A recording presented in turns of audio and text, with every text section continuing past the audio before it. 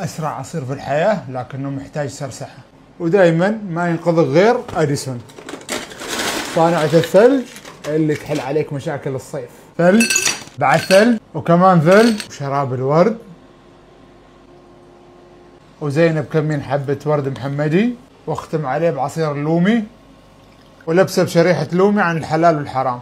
والحين قول بسم الله واستمتع بالسرسحة. وصدقني هنا الانتعاش والسرسحة، وهذا اللي ينقال عنه ولا غلطة. جربوها وادعوا لي واتوقع ماشي اسهل منها. أسرع عصير في الحياة لكنه محتاج سرسحة، ودائما ما ينقذك غير أديسون، صانعة الثلج اللي تحل عليك مشاكل الصيف. ثلج بعد ثلج وكمان ثلج وشراب الورد، وزينب كمين حبة ورد محمدي، واختم عليه بعصير اللومي، ولبسه بشريحة لومي عن الحلال والحرام. والحين قول بسم الله واستمتع بالسرسحة. وصدقني هنا الانتعاش والسرسحة، وهذا اللي ينقال عنه ولا غلطة. جربوها وادعوا لي واتوقع ماشي اسهل منها.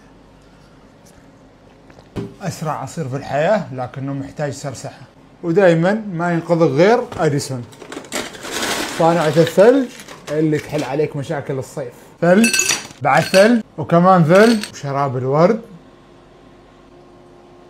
وزينب كمين حبة ورد محمدي، واختم عليه بعصير اللومي، ولبسه بشريحة لومي عن الحلال والحرام. والحين قول بسم الله واستمتع بالسرسحة. وصدقني هنا الانتعاش والسرسحة، وهذا اللي ينقال عنه ولا غلطة. جربوها وادعوا لي واتوقع ماشي اسهل منها.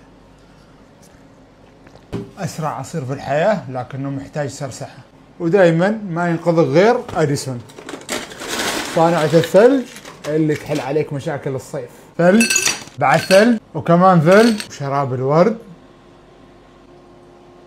وزينب كمين حبة ورد محمدي، واختم عليه بعصير اللومي، ولبسه بشريحة لومي عن الحلال والحرام. والحين قول بسم الله واستمتع بالسرسحة.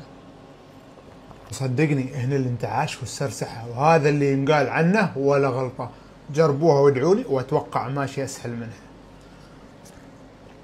أسرع عصير في الحياة لكنه محتاج سرسحة، ودائما ما ينقذك غير أديسون، صانعة الثلج اللي تحل عليك مشاكل الصيف. ثلج بعد ثلج وكمان ثلج وشراب الورد،